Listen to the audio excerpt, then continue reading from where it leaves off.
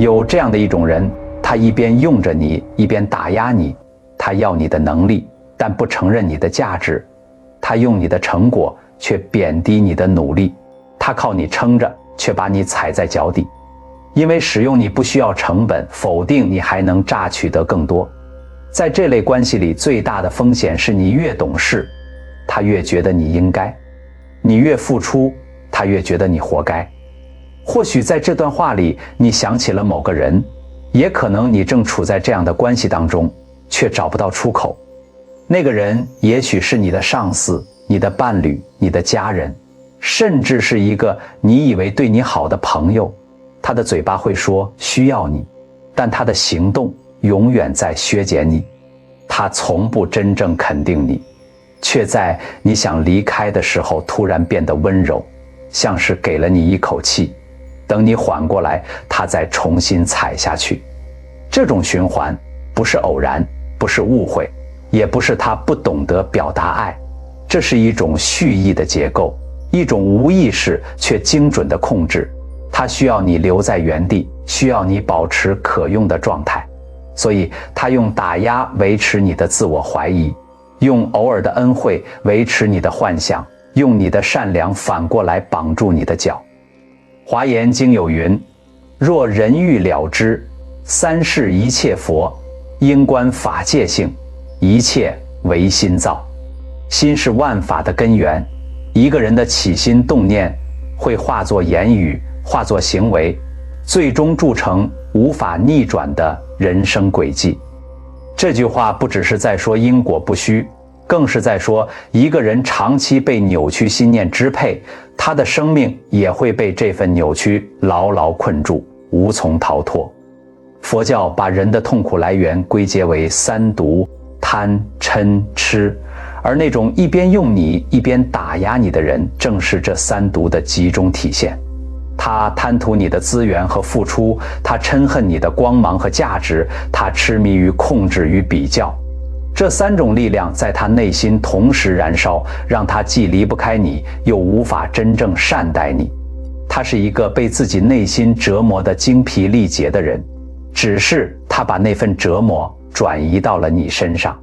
这期影片，我们要从佛法的角度彻底看清这类人的真实面目，以及他背后的因果业力，让你从这段关系里真正解脱出来，看见自己的价值，也看见这类人最终无法逃脱的命运。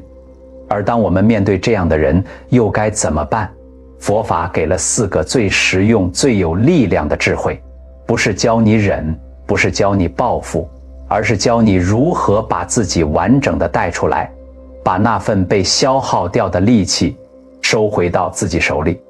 这条路走完需要智慧，也需要勇气。如果你觉得今天的内容让你有所共鸣，欢迎在评论区留下一句话：愿我远离恶缘，福慧增长。这不只是一句祝福，这是你给自己种下的一颗好的种子。很久很久以前，在一座依山傍水的小镇里，有一个织布的女子，名叫阿莲。阿莲没有什么显赫的出身，父亲早逝，母亲体弱，她从14岁开始就靠双手养家。她织的布料细密光滑，镇上的人都说阿莲的手艺好得不得了。她的心思细腻，做事踏实，从不计较得失。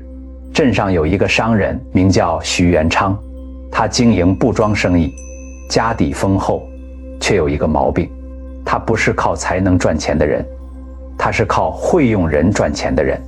他看人有一种本能，专门寻找那种能干、善良又不敢跟他计较的人，然后把这种人用到极致。他第一次注意到阿莲是在镇上的集市里。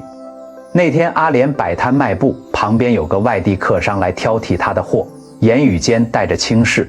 阿莲没有反驳，只是平静地把布料翻开，一一解释织法。那种不卑不亢的气质让徐元昌在远处看得目不转睛。他走过去，大方地买下了阿莲全部的布，还递给他一张名片，说：我的布庄缺一个懂行的人，你愿意来帮我吗？工钱好说。阿莲那时候还年轻，以为遇见了贵人，他点了头。起初一切都好，徐元昌对他客气，偶尔称赞他的手艺，逢年过节也会多给一些赏钱。阿莲觉得这份工作是上天的眷顾，更加用心的做事。但渐渐的，事情开始起了变化。阿莲的能力越来越被镇上的人看见，有客商来布庄，点名要见那个会织复杂花样的女子。有一次，一个来自京城的布商专程登门，谈完生意之后，悄悄对徐元昌说：“你这个织娘放在京城能开自己的铺子。”那一句话像是在徐元昌心里扎了一根刺。从那天之后，他看阿莲的眼神开始不一样了。他开始在客人面前轻描淡写地说，他就是个会织布的，手艺还行，但生意上的事儿他不懂。当阿莲提出新的设计想法，他先是沉默，然后说：“想法倒是有，就是不知道实不实际。”当阿莲把一匹格外精美的布交给他，他接过来随手一放，说：“下次注意边角收得不够整齐。”阿莲愣了，他明明看过那匹布的每一条边，整齐的像尺量过的，但他没有反驳，他以为是自己哪里出了差错。这就是徐元昌高明的地方，他从不直接指责，他只是不断的温水般的让你开始怀疑自己。他知道阿莲在意被认可，所以他准确的在那个点上切入，让他永远处于差一点就得到肯定的状态。那种若有若无的否定比直接的批评更有杀伤力，因为它让人无从辩驳，却又心里不安。布庄越来越赚钱，而阿莲的工钱却没有随之增加。徐元昌用各种方法拖延，说今年行情不好，说账目还没结清，说等明年稳定了再说。阿莲每次开口问，他就摆出一副我已经很照顾你了的神情，让他觉得自己提钱是一种忘恩负义。更让阿莲难受的是他在旁人面前的态度。每当有人赞赏阿莲的织工，徐元昌就会轻巧地插进来说，他就是手比较巧，脑子嘛差一点，幸好有我盯着。笑声里，阿莲不知道该摆什么表情，他只能低着头假装没听见。有一天，镇上另一家布庄的老板亲自来找阿莲，邀请他过去工作，开出的工钱是徐元昌给他的2倍。阿莲回家想了整整1夜，第2天他去找徐元昌说这件事。徐元昌沉默了很久，然后忽然叹了一口气说：“你跟了我这么多年，我待你如何？你心里清楚，外面的人哪里知道你的脾气，你的习惯？去了那里，你未必如鱼得水。再说，那个老板你了解吗？我是真心希望你好的。”他没有骂他，没有威胁他，甚至还说了几句关心的话。但最后阿莲没有走。他不知道的是，就在他离开徐元昌书房的那一刻，他心里悄悄松了一口气，嘴角微微弯了起来。阿莲又留下来了，他不需要加薪，不需要改变，只需要那几句温柔的话。但命运这件事不是任何人都能永远操控的。2年之后，镇上来了一位云游的老僧，法号慧觉。镇上的人发现，凡是去向老僧诉说烦恼的人，出来之后都像是换了一副眼神，整个人都变得轻盈清明了。阿莲的母亲身体越来越差，她焦虑疲惫，心里压着太多说不清的委屈。有一天傍晚，她鬼使神差地走到了古庙前，老僧在庭院里扫落叶，他没有先开口。等阿莲坐下来，把一切都说完了，才缓缓抬起头，说了一句话：“你说他一边用你，一边踩你。但我问你，被踩的那一刻，你心里第一个念头是什么？”阿莲想了很久，轻声说：“我以为是我哪里做错了。”老僧点了点头，说：“这才是真正的问题所在。”他没有急着解释，只是把手边一片落叶捡起来，放在阿莲掌心，说：“你看这片叶子，它落下来是因为风太大，还是因为它本来就该落？”阿莲不明白这个问题。老僧说：“叶子落下有它的因缘，那棵树放开它，不是因为叶子不好，而是季节到了。该放的都要放。你以为他踩你是你的错，但他踩的那一脚不是因为你有问题，是因为他心里有一样东西，让他必须踩才能站稳。阿莲愣在那里，半晌说不出话。这是他第一次听见有人把这件事说得如此清晰。老僧继续说，声音平静的像是在讲一件早就发生完的事。他用你是因为你有价值，他踩你是因为你有光。一个内心空洞的人最怕的不是黑暗，而是旁边有人发光。光越亮，他越难受，他才要用尽方法把那盏灯的心掐断。阿莲的眼眶忽然红了，他第一次开始重新审视这段他以为理所当然的关系。然而真正的转折还没有到来。就在那之后不久，一件事悄悄地发生了。徐元昌开始在镇上传一些话，说阿莲这个人心大了，看不起人了，还说他在布庄里偷偷学了他的独家染色配方，准备出去单干。那些话传进了不少人的耳朵，有几个原本跟阿莲交好的布商开始对他态度冷淡，甚至有人当面问他，听说你打算抢元昌的生意？阿莲完全不知道这些话是从哪里来的，他只能一次次解释，一次次否认。但流言这东西解释越多，有时候反而越说不清。他开始觉得疲惫，那种疲惫不只是身体上的，是心里的。你明明没有做错什么，却必须不停地证明自己清白。老僧的话又浮现在他脑海里，他踩你是因为你有光。他这才明白，徐元昌散布这些谣言并不是因为他真的做了什么，而是因为他越来越有自己的想法，越来越不像那个只会低头感恩的小女工了。所以他开始感到危险，他必须在他真正飞起来之前，先在别人眼中把他压下去。阿莲没有去找他对峙，他只是安静地回到家，把手边的支具收拾整齐，然后做了一个决定。他不再去布庄了，没有大吵，没有戏剧性的场面，他只是不再出现。徐元昌起初以为他只是赌气，等了几天派人去请。阿莲客气地说，我母亲身体不好，需要在家照顾，不能再来布庄了。话说的滴水不漏，让他无从发作。那之后，阿莲开始在家里接散活，慢慢的找他的客人越来越多，口碑越传越远。2年后，他自己开了一间小小的织布坊，没有大张旗鼓，没有一鸣惊人，就是踏踏实实的做，一匹布一匹布的积累。而徐元昌那边却开始走了下坡路。他赶走阿莲之后，换了几个工人，却没有一个有阿莲那样的手艺，布的质量大不如前。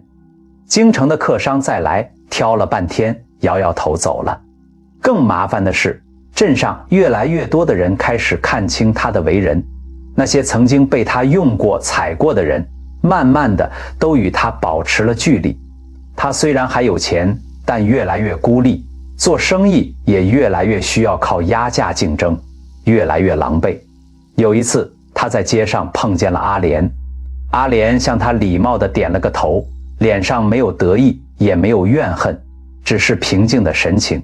那一刻，他忽然感到一种说不清楚的恐慌。他意识到一件事儿，他已经完全放下了。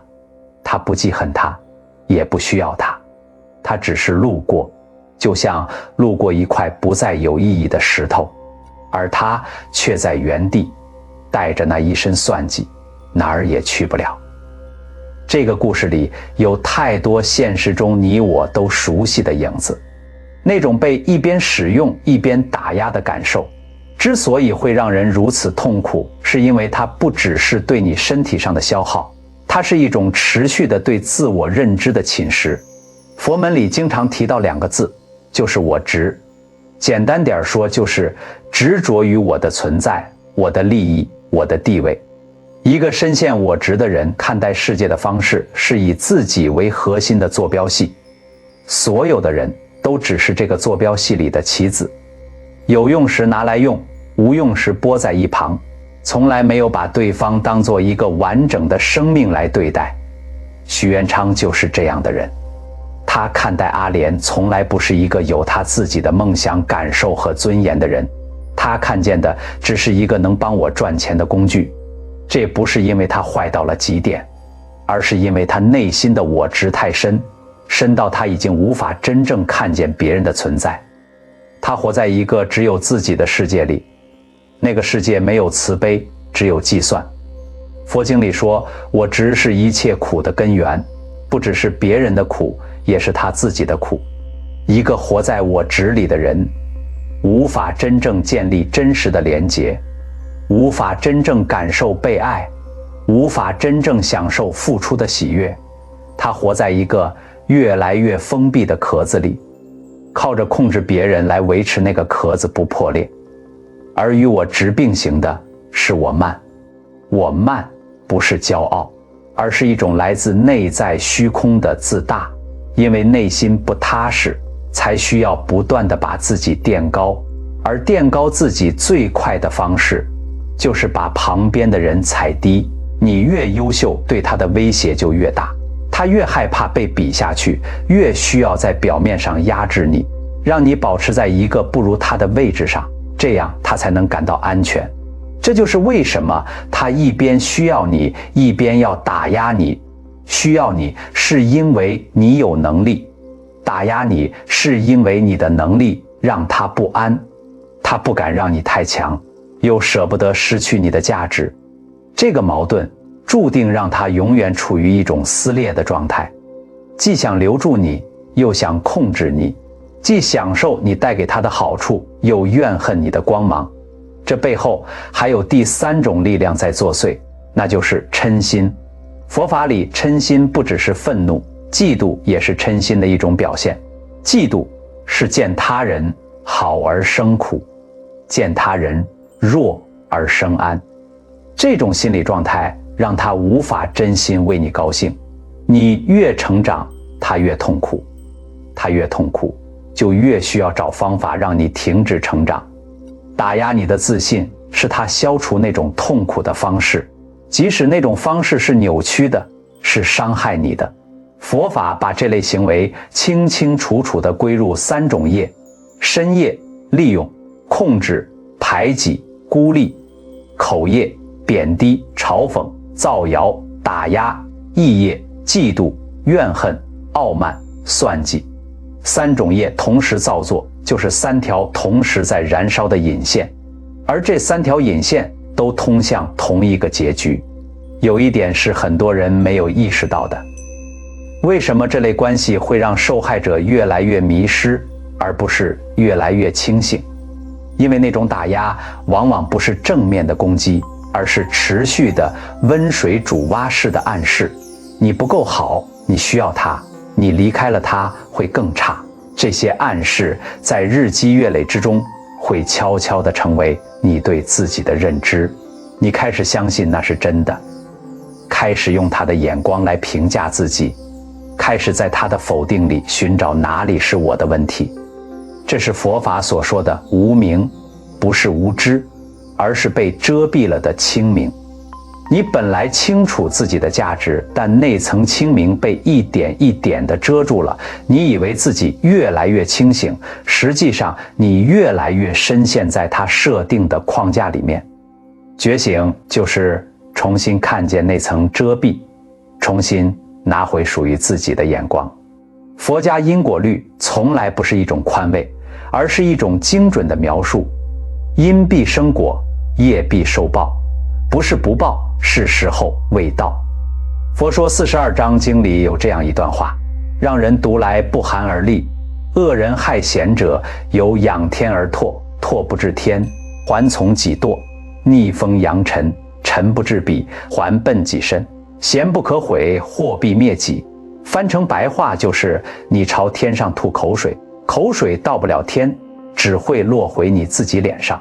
你逆着风撒灰，灰到不了别人那里，只会糊住你自己的眼睛。你以为在害别人，最终伤的是你自己。这句话不是一句愤世嫉俗的咒语，而是对业力运作的一种深刻比喻。在现实层面，这类人的代价往往比他们意识到的更早到来，也更彻底。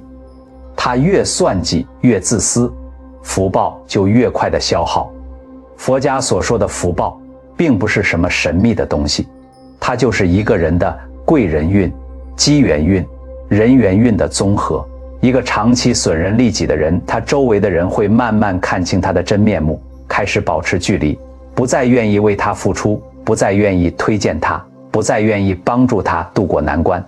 那些原本可能成为他贵人的人，一个一个离他远去，剩下的只有同样算计的人，互相提防，互相利用。这就是众叛亲离的现实过程，不是一夜之间，而是一个人一个人的静静地走开。故事中徐元昌的布庄走下坡路，不是运气不好，是他一次次的算计，把真正有能力的人都推走了，把真心待他的人都伤透了，最后只剩下一个空架子，撑着过去的名号，越来越难为继。这就是现世报的样子，不是惊天动地的惩罚，而是一点一点的被自己种下的因，悄悄地收走了本来可以拥有的一切。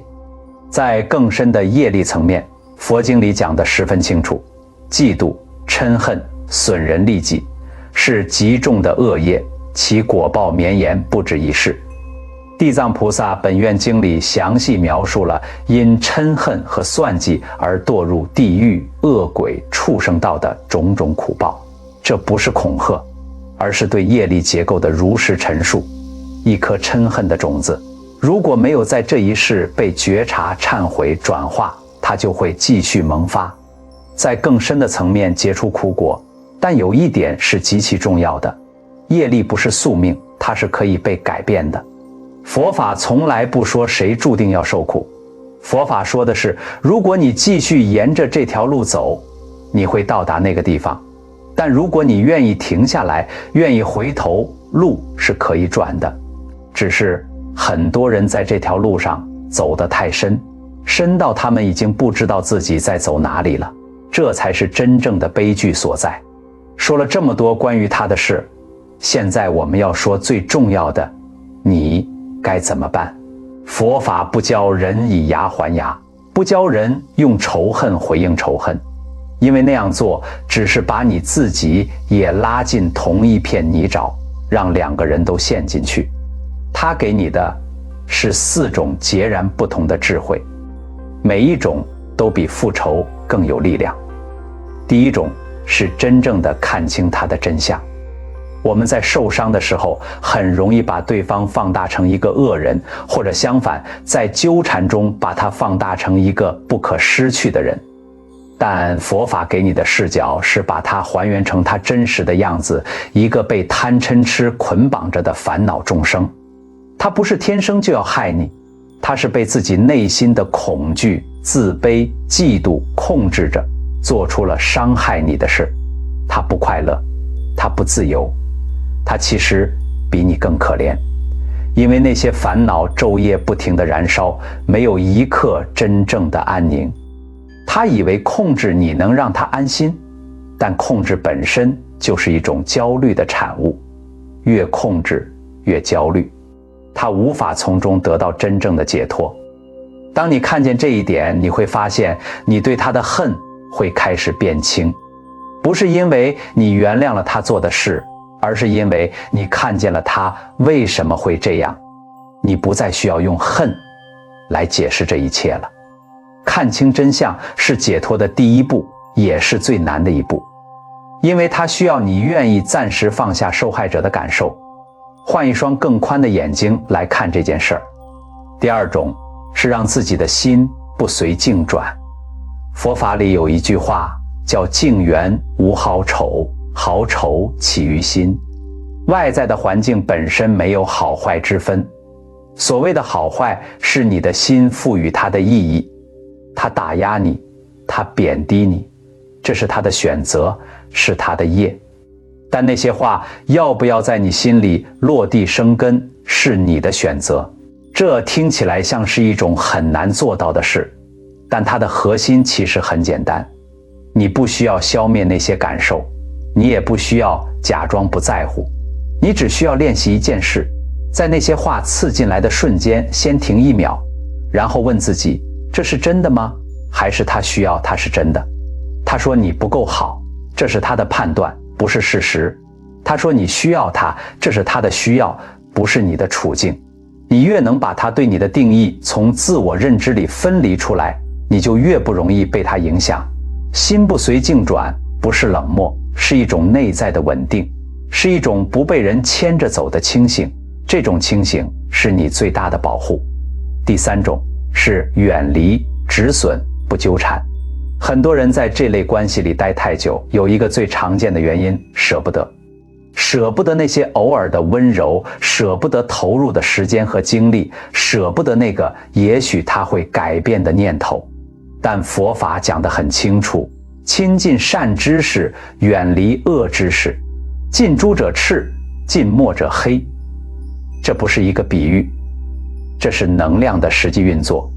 你长期处在一个打压、贬低、消耗你的环境里，你的心境、你的格局、你的自我价值感都会被那个环境慢慢染色，而你往往在当局中最难看见这件事。远离不是放弃，不是失败，不是证明他赢了。远离是你终于把那份用在承受上的力气收回来，用在更值得的地方。断舍离这个词在日常生活里讲的是整理物品，但用在关系上，它的意思是把那些不再滋养你的连结，用一种温和但坚定的方式放手。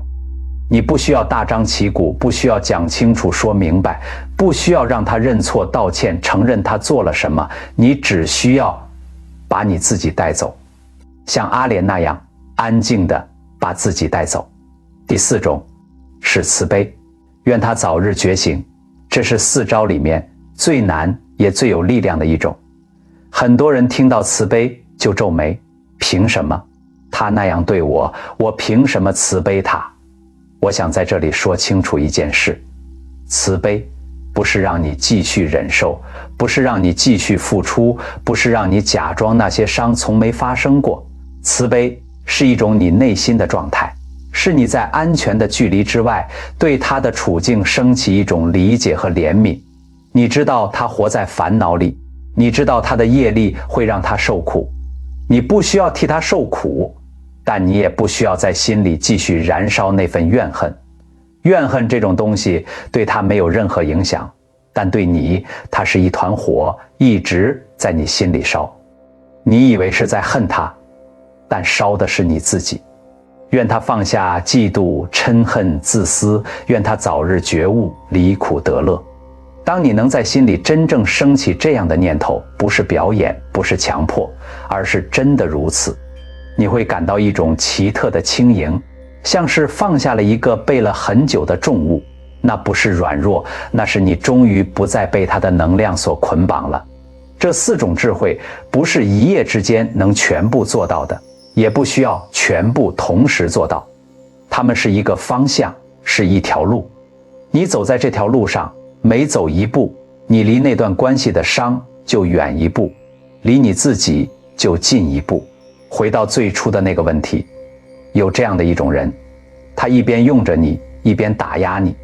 现在你知道他为什么这样了，你知道他内心装着什么，也知道那些东西最终会把他带向哪里。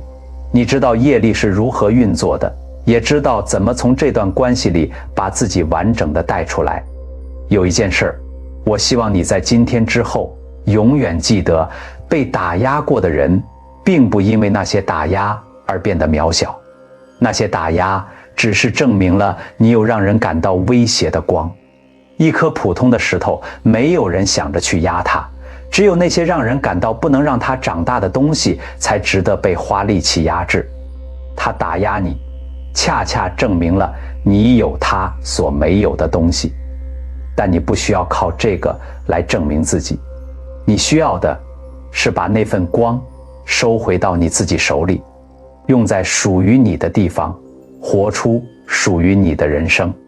老僧慧觉离开小镇那天，只留下了一句话：被刻在古庙的墙上。